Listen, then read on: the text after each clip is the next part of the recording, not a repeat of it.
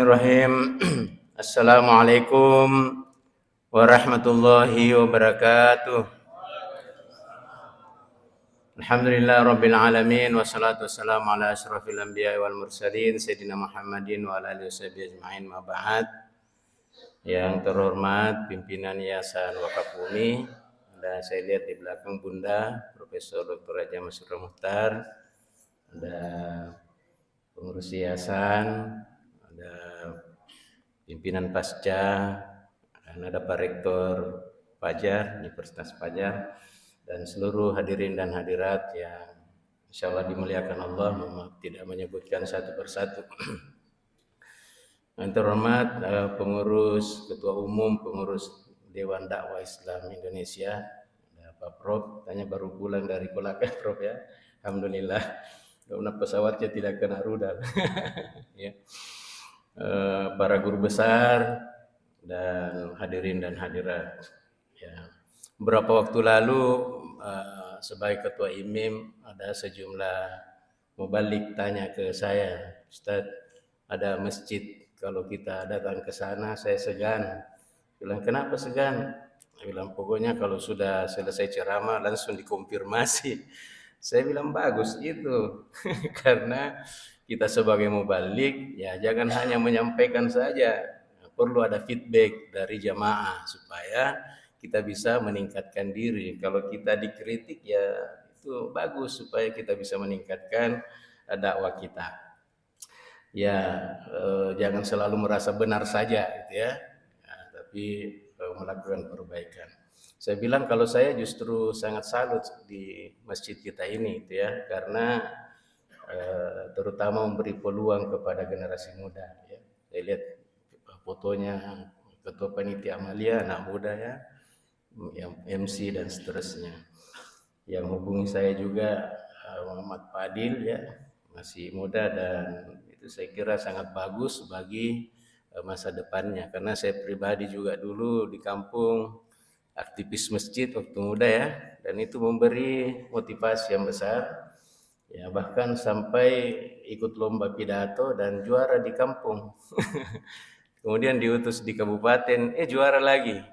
Mewakili waktu itu Kabupaten Pinrang di Sulsel tingkat provinsi, juara satu lagi. Ternyata dikirim ke Jakarta untuk tingkat nasional. Ya, juara satu lagi, tapi harapan. Yang penting ada satunya. Yang juara satu itu dari Aceh. Kenapa dia bisa juara satu? Gara-gara pantun. Nah, ini ada Bunda di belakang. Dia juara satu itu karena pantunnya begini. Tanam pinang rapat-rapat, agar puyuh tak dapat lari. Cakep.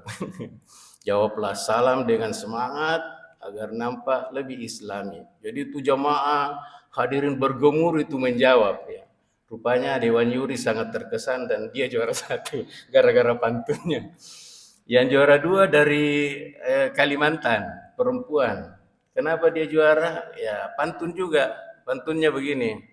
Siapa yang tidak jawab salam, bagaikan laki-laki yang tak berkumis. Kebetulan Dewan Jurinya berkumis semua. Ini dia juara dua. Yang juara tiga dari Surabaya persis seperti saya di MZ. Lagi booming saya di MZ pada saat itu.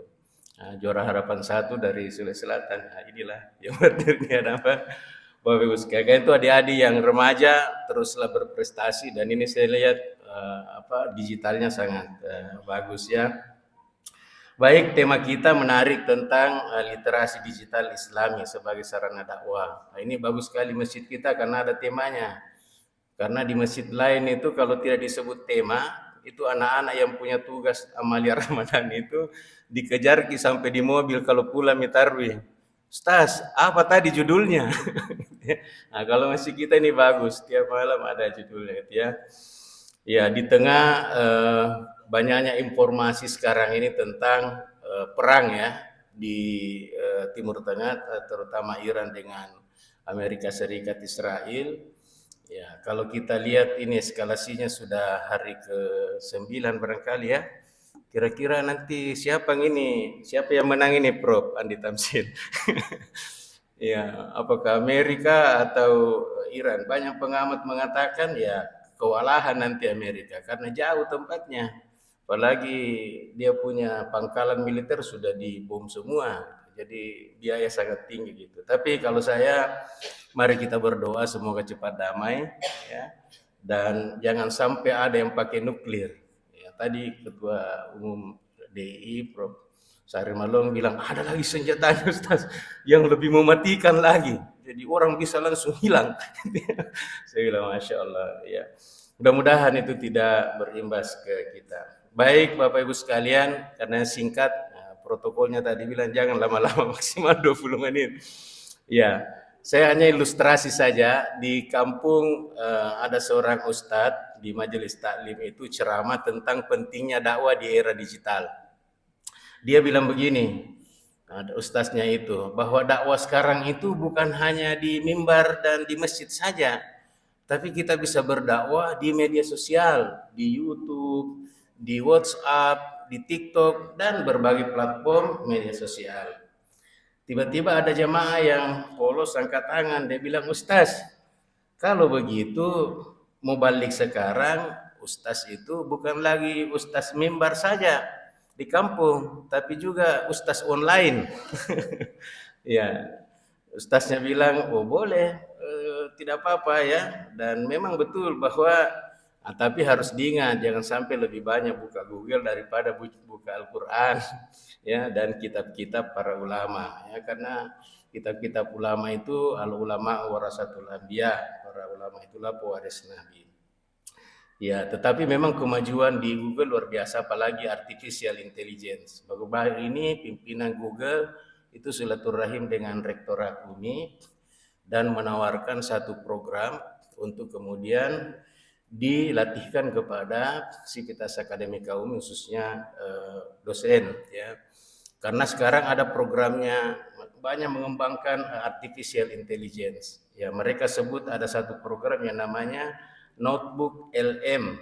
Ya, Notebook LM itu satu asisten artificial intelligence yang bisa membantu kita untuk menulis, menemukan suatu dari sumber-sumber yang terpercaya. Kalau selama ini di Google, ChatGPT itu banyak sekali informasinya, ada juga hoax di situ. Tapi kalau ini tergantung dari informasi yang kita berikan. Jadi jurnal, YouTube, dimasukkan semuanya. Nah, nanti dia menjawab pertanyaan sesuai dengan data yang diberikan. Sehingga kita yakin bahwa hasilnya itu bisa valid. Bahkan dia bilang ada juga namanya Google AI Studio. Jadi dia bisa kita suruh tinggal buatkan saya podcast, temanya tentang ini. Nah, di situ ada ahli, ada orang-orang yang kemudian bertanya.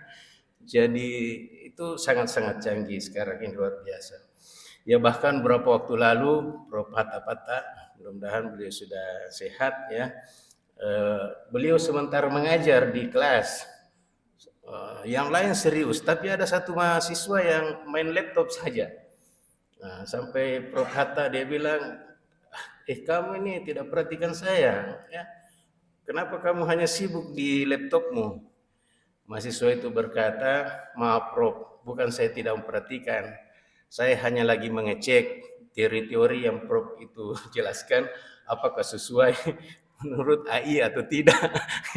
Jadi kita sebagai tenaga pengajar itu harus juga berusaha untuk ini ya.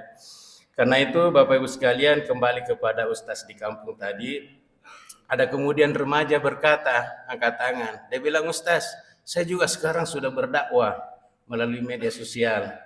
Dia bilang, apa yang kamu dakwakan? Dia bilang, saya setiap hari kirim nasihat-nasihat agama ke dalam grup WhatsApp keluarga.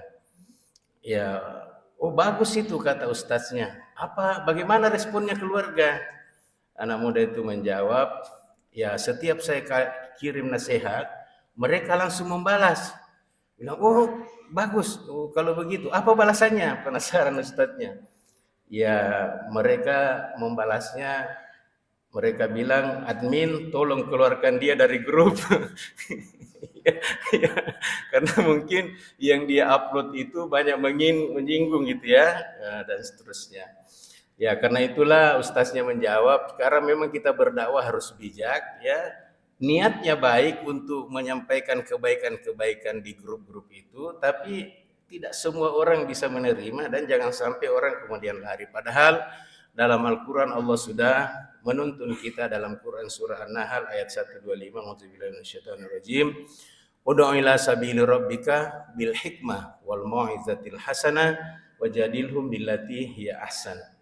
Menurut Prof. Quraish Shihab, hikmah itu ada 3. Yang pertama, hikmah artinya bijaksana. Apa itu bijaksana? Menempatkan sesuatu pada tempatnya. Yang kedua, hikmah juga berarti ilmu. Dalam Al-Quran disebut tu'til hikmata mayyasha. Allah memberi ilmu kepada yang dikehendakinya. Siapa itu yang dikehendakinya? Ya tentu yang dekat dengan Allah, orang yang bertakwa. Langsung diletakkan di dalam kalbunya. Ya makanya di UMI ada program unggulan namanya pencerahan kolbu. Bahwa supaya Allah meletakkan ilmu dalam kalbu kita. Dan semoga di bulan suci Ramadan ini kita semua diberikan kolbu yang cerah dan Allah menempatkan ilmu hikmah di dalam diri kita. Dan yang ketiga bahwa hikmah mengambil pelajaran. Ya, jadi misalnya ada sekarang terjadi bencana di Timur Tengah, kita ambil hikmahnya. Ya. Saya juga sering kalau ada Prof. Bahar Semaila sini sering menggunakan cerita beliau dulu waktu COVID, beliau sakit tapi karena rajin bersedekah, umurnya panjang. Sering saya sampaikan itu di mana-mana bahwa kalau kita bersedekah itu bisa memanjangkan umur. Ya, karena itu ayat ini menjelaskan bahwa tugas kita hanya menyampaikan dengan cara terbaik, tetapi yang memberi hidayah dan petunjuk itu adalah Allah Subhanahu wa taala. Saya teringat cerita Imam Syamsi Ali waktu datang di Pasca Sarjana. Beliau katakan di Amerika Serikat ada pendeta yang datang marah-marah, dia hina Islam, dia hina Al-Quran, dia hina Nabi Muhammad. Imam Syamsi Ali katakan, saya biarkan dia pote-pote sampai dia capek. Begitu dia capek, dia mau pulang, baru saya keluar. Baru saya katakan, can we shake hand? Bisa kita jabat tangan sambil saya kasih senyum yang terbaik. Pendeta itu pulang, tidak bisa tidur malam. Ya, dia bilang luar biasa ini ajarannya Muhammad. Saya sudah maki-maki apa, tapi kok dia hanya jabat tangan dan senyum. Besoknya dia datang lagi. Begitu datang bukan marah-marah, tapi dia mau bertanya. Dia bilang, apa yang diajarkan itu nabimu kepadamu sehingga kau hanya tertawa ketika saya hina? Ya, Imam Syamsi Ali mengatakan, ya itulah ajaran Islam. Tapi dia bilang ketika saya jabat tangan dan saya ketawa senyum, saya juga baca-baca itu bacaan ilmunya orang Kajang.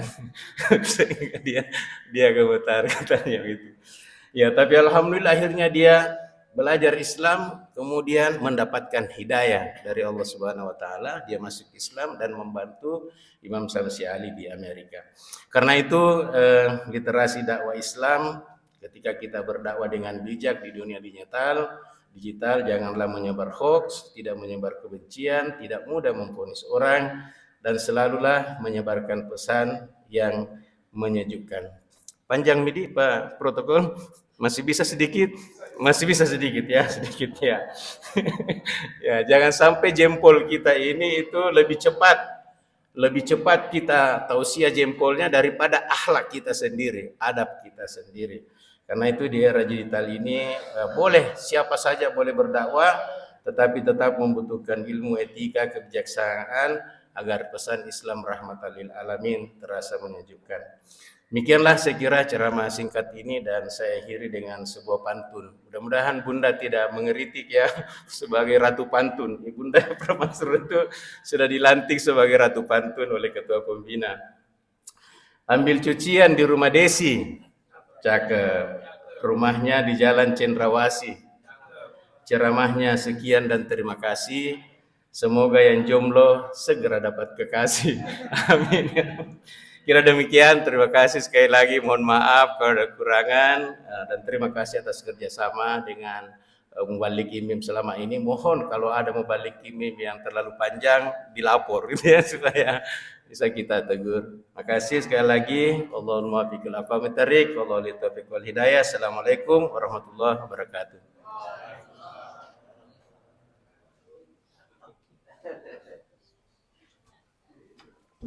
Jamaah tarian yang kami hormati,